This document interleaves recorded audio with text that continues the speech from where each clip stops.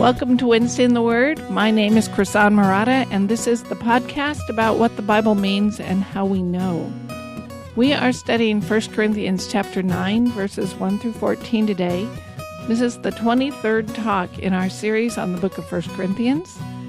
You can find lecture notes for today's talk on the link below this podcast, or you can find them on my website. Just go to wednesdayintheword.com/1Corinthians23. And while you're there, take a moment to check out the website. There's no charge, no spam, no ads, only Bible study.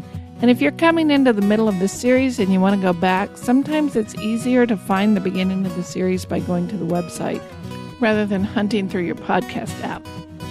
In either case, thanks for joining us, and let's get started. Well, since chapter 8, verse 1, Paul has been addressing the issue of meat sacrificed to idols. This issue was a problem for the church in Corinth. Some in the church there argued that they were free to eat the meat that has been sacrificed to idols because they know the idols are fake and it's just meat. Others have said, no, we're not free to eat the meat because eating it is a form of idolatry and you're participating in idol worship. So far, we have seen three themes emerge from Paul's answer. First, there's only one God, and he is not concerned with religious restrictions on food. The meat-eating group is right that there are no idols, and the meat is just meat, and it is okay to eat it. Second, on the other hand, the meat-eating group is wrong in the way they've been exercising their freedom to eat this meat. They have not been using their knowledge and love or considering the impact of their actions on their fellow believers.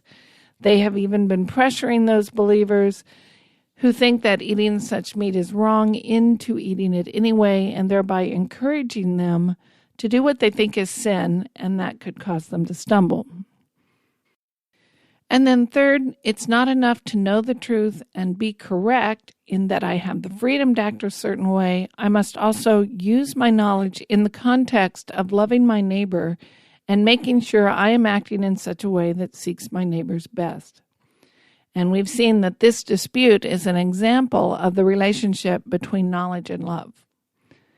In 1 Corinthians 9, it might look like Paul is switching to a new topic because all of a sudden he starts talking about how, as an apostle, he has the right to support or to be paid. And that might seem like a new topic, but I don't think it is. I think chapters 8 through 10 are one coherent argument. So I'd like to read the passage and give us an overview of chapter 9, and then we'll go back and look at the details. So this is 1 Corinthians chapter 9. I'm going to start in verse 1 and read through 14. Am I not free? Am I not an apostle? Have I not seen Jesus our Lord? Are you not my work in the Lord? If to others I am not an apostle, at least I am to you, for you are the seal of my apostleship in the Lord. My defense to those who examine me is this: do we not have a right to eat and drink? Do we not have a right to take along a believing wife, even as the rest of the apostles and the brothers of the Lord and Cephas? Or do only Barnabas and I not have a right to refrain from working? Who at any time serves as a soldier at his own expense? Who plants a vineyard and does not eat the fruit of it? Or who tends a flock and does not use the milk of the flock? I am not speaking these things according to human judgment, am I? Or does not the law also say these things? For it is written in the law of Moses, you shall not muzzle the ox while he is threshing. God is not concerned about oxen, is he? Or is he speaking altogether for our sake? Yes, for our sake it was written, because the plowman ought to plow in hope, and the thresher to thresh in hope of sharing the crops. If we sowed spiritual things in you, is it too much if we reap material things from you? If others share the right over you, do we not more? Nevertheless, we do not use this right, but we endure all things so that we will cause no hindrance to the gospel of Christ. Do you not know that those who perform sacred services eat the food of the temple, and those who attend regularly to the altar have their share from the altar? So also the Lord directed those who proclaim the gospel to get their living from the gospel. The immediate context is this discussion we just reviewed. On the one hand, you Corinthians are right that you have the right to eat the meat, but on the other hand, you need to love your neighbor and consider how your actions are influencing him. And Paul concluded chapter 8 with this strong statement that he would never eat meat again if it caused his brother to stumble. In chapter 9, then, he's using his own situation as an example of how the Corinthians ought to think about exercising their freedom. So yes, in theory they have the right to eat this meat, but in practice it's unloving to do so. Likewise, as an apostle, in theory, Paul has the right to receive financial support, but in practice, Paul declines such support out of love. And Paul has just argued that the Corinthians have the right to eat the meat, but they need to consider the impact of their freedom on others.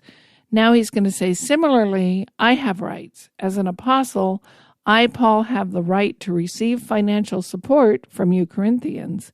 But Paul considered the impact of receiving such support from them and decided against it. And he wants them to learn from the reasons that he decided not to exercise that freedom and then to exercise their freedom in the same way. So that's where we're headed in chapter 9.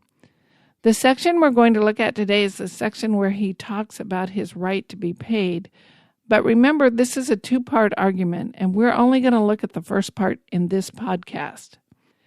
So as we think about these things Paul says, we want to remember both the larger context of chapter 8 and that there is a second half to this argument that we're going to look at next week in the next podcast.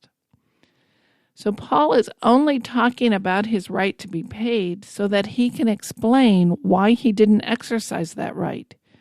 He wants to urge them to think about their rights the same way. He's not complaining. He's not demanding that he be paid. He's not trying to inspire their guilt or their gratitude. He only wants to talk about his right to be paid so that he can explain why he chose not to exercise that right. And ultimately, he wants them to exercise their right to eat meat in like manner. Now, we're only looking at the first half of the argument at this section where he explains that he has the right, but keep in mind there's a second half coming. So let's go back to 9:1 and 2. Am I not free? Am I not an apostle? Have I not seen Jesus our Lord? Are you not my work in the Lord? If to others I am not an apostle, at least I am to you, for you are the seal of my apostleship in the Lord. Paul says, okay, up till now we've been talking about your freedom to eat meat, but let's consider my situation. I, Paul, have freedoms too, don't I? I'm an apostle. I've been taught and called by Jesus himself, and you believe because I came to Corinth and taught you the gospel. Being an apostle gives me certain rights. I am free to exercise the rights of an apostle. I think that's what he's saying. Now, Paul needs to emphasize that he's an apostle because some in Corinth don't think he is. You may remember from our discussion of chapters 1 to 4 that Paul's authority was in some dispute in Corinth. Some in the Corinthian church had rejected his authority as an apostle. They thought that he lacked wisdom, as they defined it, and they rejected Paul in favor of Apollos. And that's the situation he addressed in the first 4 chapters. It's not unusual for Paul to have to defend his authority as an apostle. He was not one of the original 12. He didn't work alongside the other apostles. He ministered primarily to the Gentiles, not to the Jews, and all of that created this suspicion about his authority. So Paul wants to make this analogy about how he exercised his freedom, but first he has to defend the idea that he has this right that he has not exercised. He has to defend his claim to be an apostle and his claim to having the rights of an apostle. So he's reminding them that Jesus appeared to him personally after the resurrection and commissioned him to be one of his chosen apostles or representatives. Like the other apostles, Jesus communicated the gospel directly to Paul. I think that's what he means by this, have I not seen Jesus? He's not just referring to the fact that he saw him. Lots of people saw Jesus. Paul's referring to his experience on the Damascus Road and his calling, not just the fact that he physically saw Jesus, but that Jesus called and commissioned him. And then in 9:2, if to others I am not an apostle, at least I am to you, for you are the seal of my apostleship in the Lord. Here I think he's adding, not only objectively did Jesus personally call me, Paul, and commission me to do his work, but you Corinthians of all people ought to know that this is true. You're the seal of my apostleship. I lived among you for 1.5 years, teaching, preaching, doing miracles. You believe because God sent me to you. Think about the message I brought you. Think about the impact it's had on your community. You know the message I teach. You heard it. You saw me. You know the work I do. You have seen it. You're the result of it. So of all people, it ought to be obvious to you that I'm the apostle I claim to be. Then he goes on, my defense to those who examine me is this. Do we not have a right to eat and drink? Do we not have a right to take along a believing wife, even as the rest of the apostles and the brothers of the Lord and Cephas? Or do only Barnabas and I not have a right to refrain from working? So here his point is, don't I have a right to have a livelihood for the work that I do? Don't I deserve to be supported so that I can be free to teach? So he's just made the case, I'm an apostle, therefore I have a certain freedom that goes with the fact that I'm called to this role. So I'm an apostle, and that means I have a certain right as an apostle. I have a right to eat and drink, or I have a right to a livelihood. The other apostles bring along their families as well, so the support that they receive covers more than just one individual. It supports their wives. Their families go with them as they minister, and their families support it as well. The groups that they minister to support them. They give the other apostles what they need to eat and drink so that they can be free to teach the gospel. And Paul's question is, do you think only the other apostles have this right to receive support and that I lack it? Of course not. Don't I have the right to have my family supported as well so that I'm free to teach? Or do only Barnabas and I have to get a day job so that we can support ourselves, while Peter, the brothers of the Lord, like James and the other apostles, they get supported? Well, he's expecting the answer no. Of course, I have the right to this support. So his first argument is, look, I am no different than the other apostles. I have the freedom to accept money when I preach and teach among you. So he appeals to the precedent of the other apostles. The other apostles don't have day jobs. They're free to accept support while they travel and minister to others, and they take support for their wives while they proclaim the gospel or for their families. So his first point is, look, all the apostles have this right, and I'm an apostle. Now he moves on to a second argument. Let's look at 9:7. Who at any time serves as a soldier at his own expense? Who plants a vineyard and does not eat the fruit of it? Or who tends a flock and does not use the milk of the flock? So he gives 3 analogies from experience. A soldier risks his life to serve his country. He doesn't pay his own way while he's doing that. He's serving his country. His country provides what he needs so that he can do his job defending them. He is fed and clothed while he's being a soldier. He is not a soldier at his own expense. Likewise, the person who plants a vineyard expects to eat the fruit of it. And I think Paul has in mind here someone who's actually doing the physical labor of planting the vineyard. The vineyard worker expects to be paid for his work. He's fed and he's housed and he's clothed while he works among the vines. He expects to be paid for his labor, either in money or by enjoying a share of the fruit of the vineyard. Likewise, someone tending a flock expects to reap the rewards of having a flock. They don't throw away the milk from the flock. So his point is, whatever you do, you receive the benefit of having done the work. That's the way life works. If I make my livelihood by being a soldier or planting a vineyard or having a flock, I expect to share in the rewards or the product of that work. My livelihood is taken care of because I'm doing that work. So having appealed to experience, he now brings in a biblical example. Look at 9:8. I am not speaking these things according to human judgment, am I? Or does not the law also say these things? For it is written in the law of Moses, you shall not muzzle the ox while he is threshing. God is not concerned about oxen, is he? Or is he speaking altogether for our sake? Yes, for our sake it was written, because the plowman ought to plow in hope, and the thresher to thresh in hope of sharing the crops. So having just argued from experience in his 3 analogies, he says, look, we can see this is the way God intends the world to work. Paul is not saying these things merely because it's human judgment or human ideas. He says we have this in the law of God. The oxen is yoked to a wheel that's turning around and grinding the grain, and as he grinds, some of the grain falls down off the wheel at his feet. And he says, don't put a muzzle on the ox so that he would be unable to eat any of that falling grain while he's turning the wheel. God prohibits that. When the ox is turning the wheel that grinds the grain, God says don't muzzle him. He must be allowed to eat some of the grain that he's producing. So he is sharing in the product of his work. Now notice what Paul says next. God's not concerned with oxen, is he? Or is he speaking for our sake? I don't think Paul's saying, look, God has no concern for animals. That's not his point. Rather, Paul is asking, what's the point of this command? Is this command given solely for the benefit of the ox, or is there a principle behind it that God wants us to learn? And his answer is, there's something bigger behind it. This is a picture of something more important that God values and wants us to learn.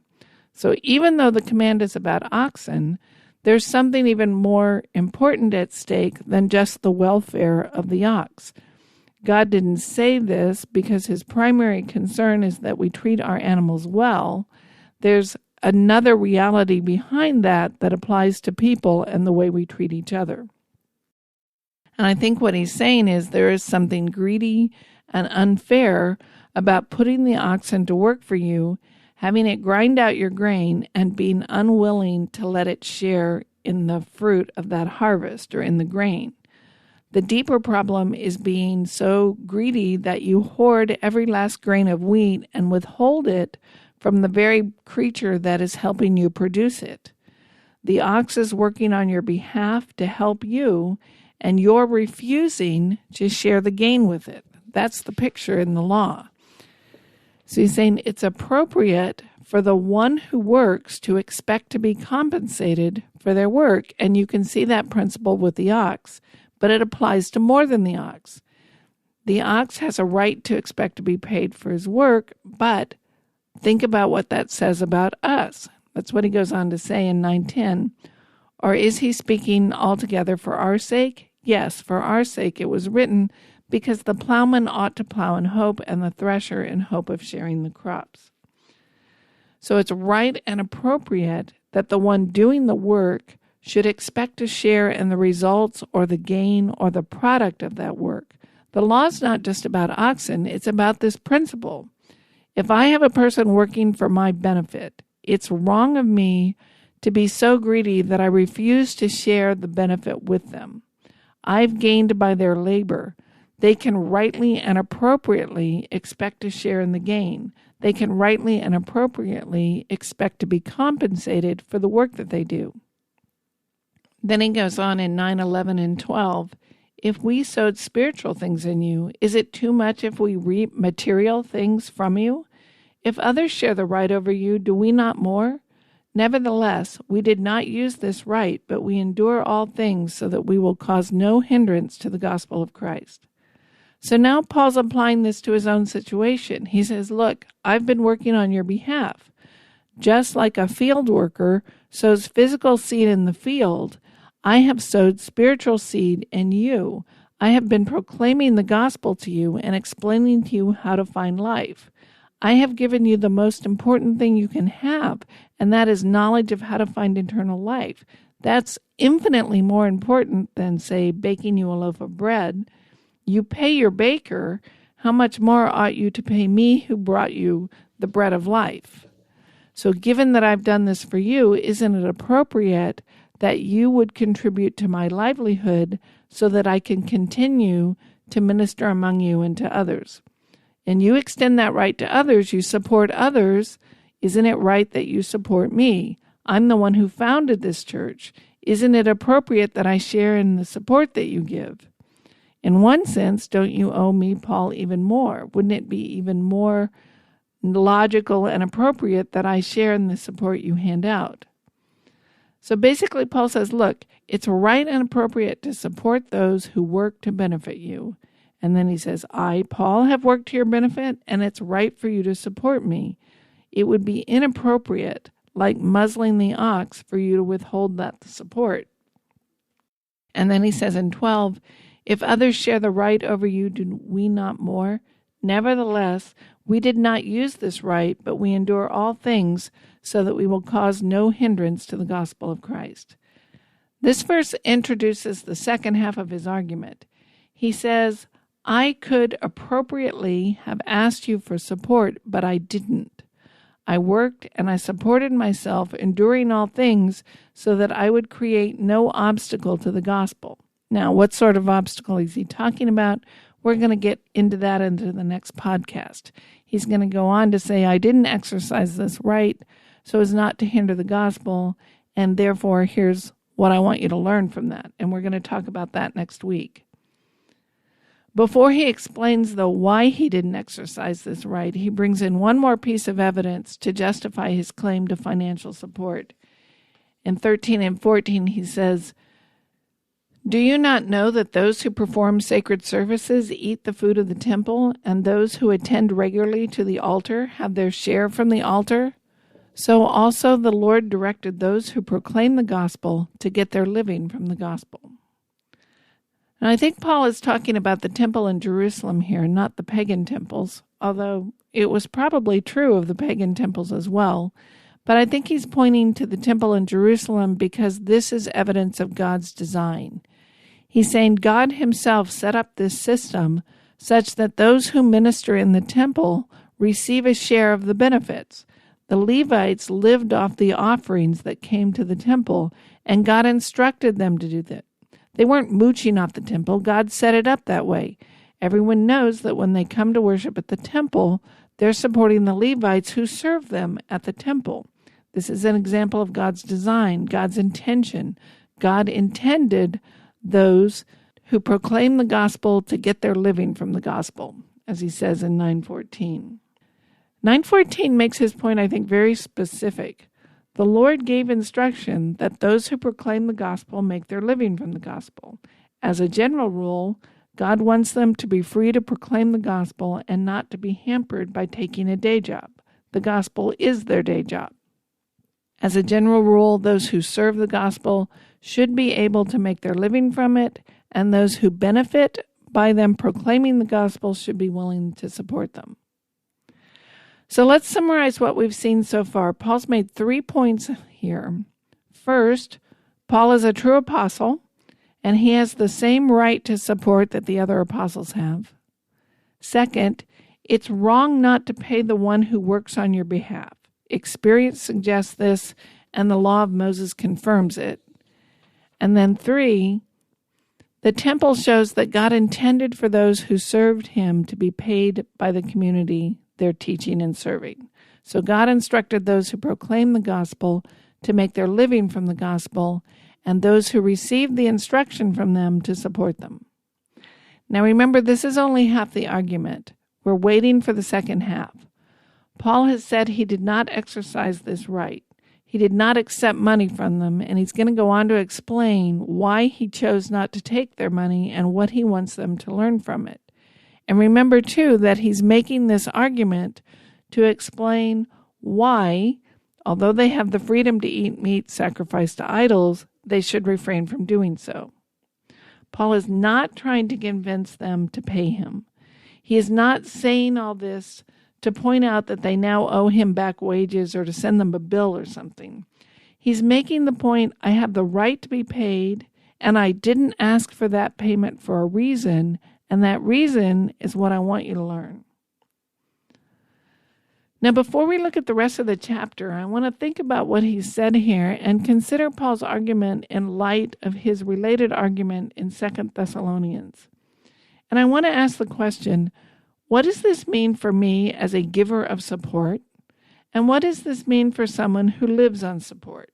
How should we respond, and what should we learn from Paul's argument? But before we sort that out, let's look at 2 Thessalonians. This is chapter 3, and I'm going to read 6 through 15. Now we commend you, brethren, in the name of our Lord Jesus Christ, that you keep away from every brother who leads an unruly life, and not according to the tradition which you received from us. For you yourselves know how you ought to follow our example, because we did not act in an undisciplined manner among you, nor did we eat anyone's bread without paying for it, but with labor and hardship we kept working night and day, so that we would not be a burden to any of you. Not because we do not have the right to this, but in order to offer ourselves as a model for you, so that you would follow our example. For even when we were with you, we used to give you this order: if anyone is not willing to work, then he is not to eat either. For we hear that some among you are leading an undisciplined life, doing no work at all, but acting like busybodies. Now such persons we command and exhort in the Lord Jesus Christ to work in a quiet fashion and to eat their own bread. But as for you, brethren, do not grow weary of doing good. If anyone does not obey our instruction in this letter, take special note of that person and do not associate with him, so that he will be put to shame. Yet do not regard him as an enemy, but admonish him as a brother. Now notice the similar themes here. Paul's addressing the subject of idleness among some of the believers in Thessalonica. They've refused to work. They've laid down their tools, and they refuse to work, and they're leaving it to the rest of the community to take care of them. And Paul says, look, if you don't work, you don't eat. And exhort them, command them, stop associating with them if they don't listen to you. So how are we supposed to put this together with what he's saying in 1 Corinthians? Well, he gives 3 directives to the church at Thessalonica regarding work. First, he says, follow our example. That's in 6 through 9. Then he says, work for your own bread. Basically, everyone needs to work. That's in 10 and 12. And then thirdly, mark the people who don't want to work and teach them to work. That's 13 through 16. So he starts telling them, keep away or draw back from this unruly brother who leads an undisciplined life, and by contrast, follow his example. Well, what example is he talking about? Well, we know that his example is that he worked to provide for his own needs while he was preaching to them. In 3:8, he says they paid for their own bread and they worked day and night so as not to be in burden. Then in 3:9, he says, not because we do not have the right to this, but in order to offer ourselves as a model for you so that you would follow our example. Well, this is a similar point to what he's been making in 1 Corinthians. He's saying, we had a right to support, but we refused it so that you Thessalonians would follow our example. Now in Corinth, Paul wanted them to learn something about his willingness to decline to exercise his rights. Here in Thessalonica, he wants them to learn something about his willingness to work. The part of the example he has in mind here is working. He's urging them to be responsible for their own financial needs. It's almost the flip side of the coin. He's telling them everyone needs to work, and he makes it perfectly clear. If you're not willing to work, then you don't eat. Look at 3:10 again. For even when we were with you, we used to give you this order: if anyone is not willing to work, then he is not to eat either. For we hear that some among you are leading an undisciplined life, doing no work at all, but acting like busybodies. Now such persons we command and exhort in the Lord Jesus Christ to work in a quiet fashion and eat their own bread. The problem in Thessalonica was that some are unwilling to work and they're relying on the generosity of others to get by. So they're able-bodied, they're healthy, they're in a position where they could support themselves, but they're refusing to work and instead relying on the generosity of others. And Paul's saying, look, when I was with you, I had the right not to work, but I chose not to, and I worked, follow my example in being willing to work and take responsibility for your own financial needs. Those being idle and undisciplined, as he calls them, have decided, I'd rather you work for my livelihood than I work for my livelihood. And Paul's going to argue here that's incompatible with loving my neighbor as myself. Now, to the givers, he encourages them to continue being generous to those in true need. He talks about don't get weary of doing good. But he does tell them to stop supporting the idle who are refusing to take responsibility for their own needs. So we want to stop and think about this. We all desire to prosper with as little effort as possible. I mean, I would much rather take care of my needs without hardship than take care of them with hardship. And we'd all like to have work that is doing something fun and creative and enjoyable, and we really don't want to do work that just meets our financial needs. It's easy to get this attitude of, I really want to fulfill my needs in a way that's convenient and easy and not too hard. And it can lead me to say, hey, I'm in this group of people who are generous and they're willing to help those in need. So I'm just going to kick back and give them an opportunity to be generous and to support me. And Paul's arguing the problem is loving my neighbor as myself demands something different of me. God has called all of us to take care of ourselves and to take responsibility for our own welfare. God gave Adam work before the fall. Work did not result from the fall. Hardship in work resulted from the fall, but the work itself is a good gift of God. And if I said, look, I don't want to take care of myself, I want you to take care of me for the rest of your life. Hey, I'm your teacher. I work hard at my teaching. You have a job and I deserve support, so you have to take care of me. Is that attitude loving my neighbor as myself? I think Paul would rebuke me and tell me, you need to work. You taking care of yourself is your responsibility and no one else's. And especially if my attitude could be seen as what he calls peddling the gospel or merchandising it in order to gain other people's money, he would definitely rebuke me. So there's a difference between generously helping someone in true need and enabling someone who is being irresponsible. And as givers, we're called to be that discerning.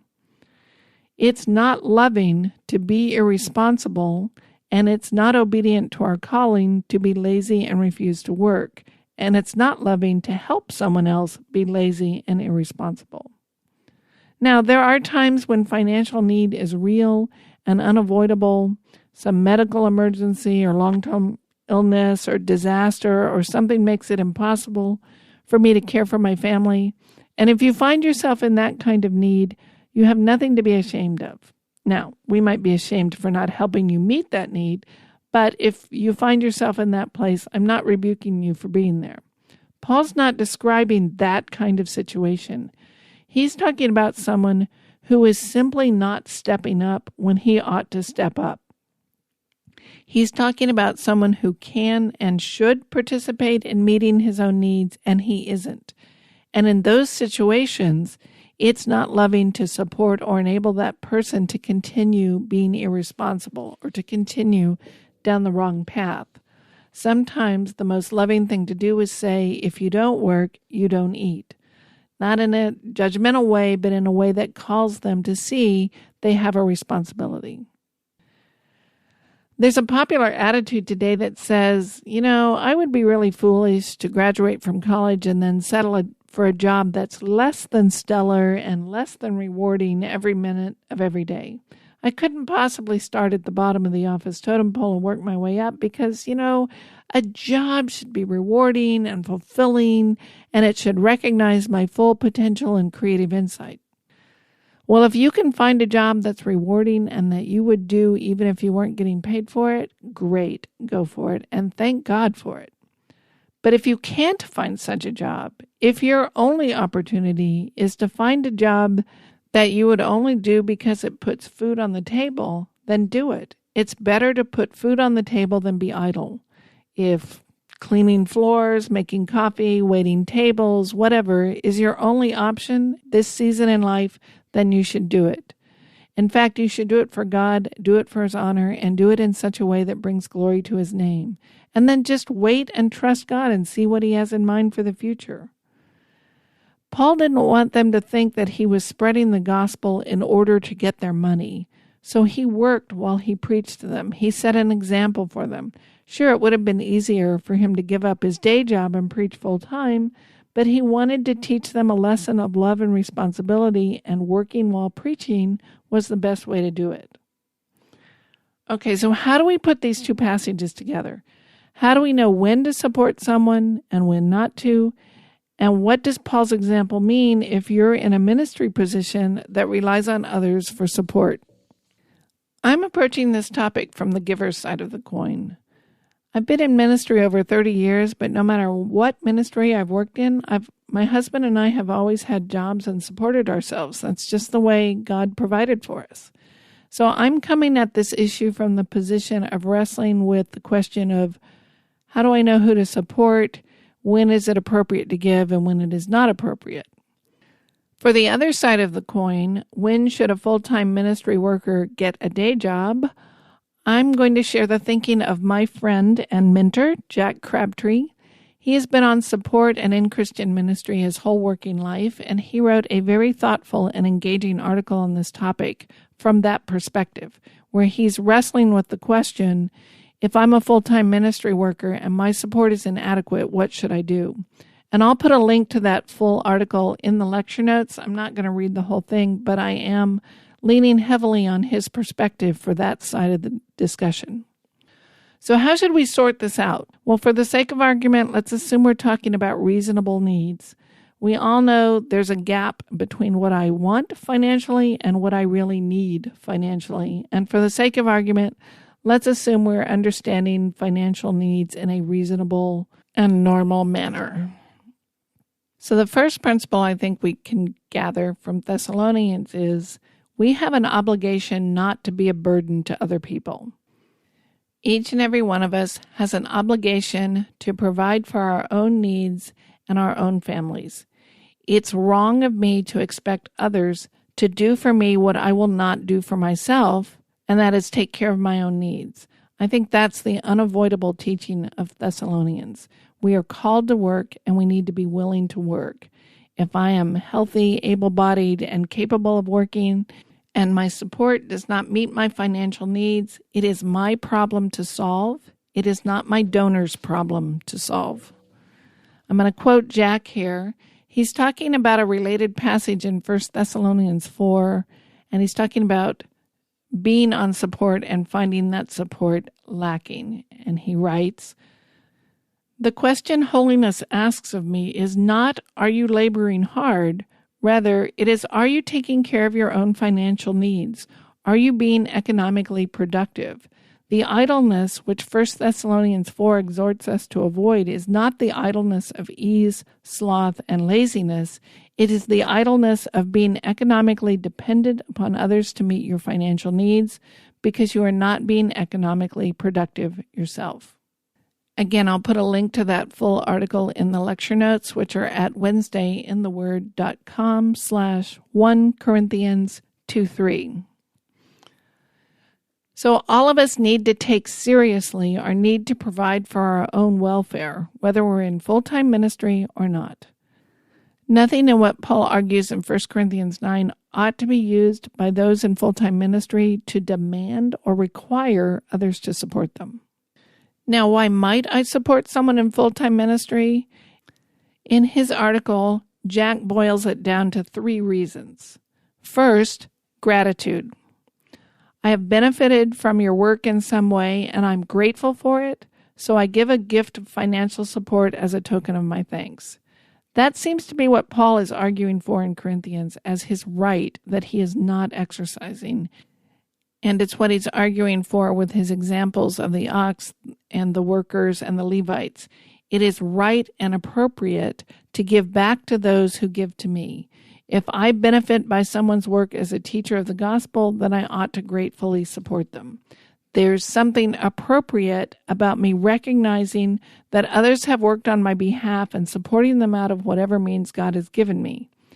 As Paul argued, it's analogous to the situation of hiring someone to sow seeds in my field, to plant my vineyard, or to mow my yard. It's wrong of me, after they've done the work, to refuse to pay them. I benefited from their labors, and it's appropriate for me to recognize it. Similarly, if I benefit from someone ministering in my life, I ought to give back to them and be willing to support them. But notice where the analogy fails. This is not a contract. This is not an obligation in the sense that the minister has a right to place a demand on me. This is an obligation I have before God, not a contract or an obligation the minister has the right to demand from me. So if I don't pay my plumber, he has the right to feel gypped. But if I teach and no one responds financially, I do not have the right to feel gypped. Teaching or ministering or proclaiming the gospel is not a contract. It was given to me freely, and I should give the gospel freely to others regardless of their ability or willingness to pay me. Yes, it is appropriate of the receiver of the ministry to give, and if I withhold support from someone who has worked hard on my behalf, especially if I'm being selfish or greedy, then I am in the wrong. But that's an obligation I have before God. It's not appropriate for the minister who ministered to me to expect, require, or demand payment. It seems to me that Paul is arguing that he has the right to accept support. He is not arguing that he has a right to expect it, to demand it, or to require it. And we see him working to meet his own financial needs. He's grateful when his needs are covered and he can preach full time, and he is willing to work when the support is not there or when there's some more important principle at stake. While his argument implies that those who have received his labors have some moral obligation to support him, we never see Paul taking the attitude that he can demand that support from them.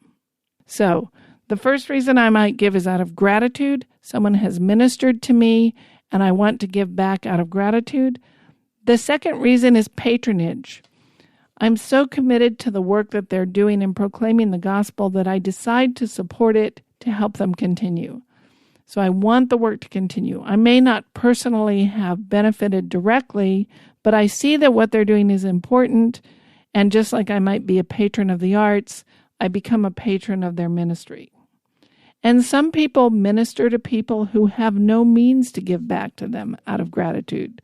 Maybe they're refugees, or they're chronically poor, or they're bankrupt, or they just simply lack the means to give back. And they may be truly grateful, but they're just unable to provide support back to those who are ministering to them. And that's where patrons can step in. They may not have benefited directly by the ministry, but they see its importance and they want to help the workers continue to do it. So the first reason is gratitude. The second is patronage. The third is charity. And that is, I see someone in genuine need and I graciously help them out. I help them out of love, and I give because I have the resources and they have the lack, and I'm covering their need. Now, Jack makes a really interesting argument in his article that it is wrong for someone who preaches the gospel to deliberately put himself in a position where he depends on the charity of others. It's not wrong for me as the giver to be charitable, but it would be wrong for me as a ministry worker to expect others to take care of me and be unwilling to work on my own behalf, because, as we've seen from Thessalonians, each of us has a responsibility to work for and provide for our own needs. You might want to read his article to get the full argument there. But I think he's right that it is appropriate for a minister to accept gifts of gratitude and patronage, but it's wrong for a full-time ministry worker to deliberately put him or herself in a position where they require charity. It's wrong to deliberately not take care of my own needs and put myself in a situation where someone else has to step in and bail me out. It's great if someone does act out of love and bail me out, but I should not create a situation where they're forced to do so and expect them to do so. So I think we can boil all this down to 4 ideas. First, all of us are responsible before God to work and provide for our own needs, no matter what kind of work we do. Second, as a giver, it's appropriate to support someone out of gratitude, patronage, or charity. Third, if I have benefited from someone's ministry, I ought to be willing to support them as I am able. And fourth, as a full-time Christian worker, I have no reason to be ashamed for accepting gifts of gratitude or patronage, but I ought not to put myself in a position where I require charity. If my support is not adequate, it is my problem to solve, not my donor's problem to solve. Now remember, we still need to look at the other half of Paul's argument. He's going to argue that he declined to take support precisely so as to avoid the kind of charge that he was peddling or hindering or merchandising the gospel. And we're going to look at that in the next podcast. To close, I just want to add one more thought, and that is how a person works out and stewards their money is between that person and God. Each of us has many obligations to support ourselves, our families, and needs in our communities and so forth, and that is for each one of us to decide before God. I should not judge or condemn a minister just because he lacks a day job, nor should I dictate to someone else how much of their money they give away and to which causes. That's not my place. I'm to trust God, to try to be wise in my own situation, and not resent, judge, or condemn others for their choices. When it comes to my finances, yes, there is a way to live that reflects God's ideas and a way that doesn't, and our choices matter. Financial irresponsibility is damaging, and it can have serious negative consequences. And we can be financially irresponsible no matter what our circumstances are. We can be financially irresponsible if we're rich, and if we're poor, and if we're on support, and if we're not on support. All that is to say, we don't know each other's hearts and circumstances, and we only have a limited view from the outside, so our place is not to judge and condemn others. Rather, we should examine our own hearts and be willing to work, be willing to take responsibility for our own needs, and be willing to give generously out of gratitude, patronage, or charity as we're able. And then we want to encourage others to the truth. We don't want to encourage them in irresponsibility or idleness, but we want to act out of love, seeking their best. You've been listening to Wednesday in the Word, my podcast about what the Bible means and how we know. If you've been blessed by listening to this podcast, I don't need any financial support, but it would help me if you would leave a positive rating and review wherever you listen to your podcasts, subscribe to the podcasts, and tell a friend about it. And if you can only do one of those things, telling a friend is best. Our theme music is graciously provided by my friend and favorite musician, Reggie Coates of heartfeltmusic.org. If you're ever in a church where he is leading worship, you will be blessed. Thank you for joining me today. I'm Krisan Marotta, and I'll meet you here next week at Wednesday in the Word.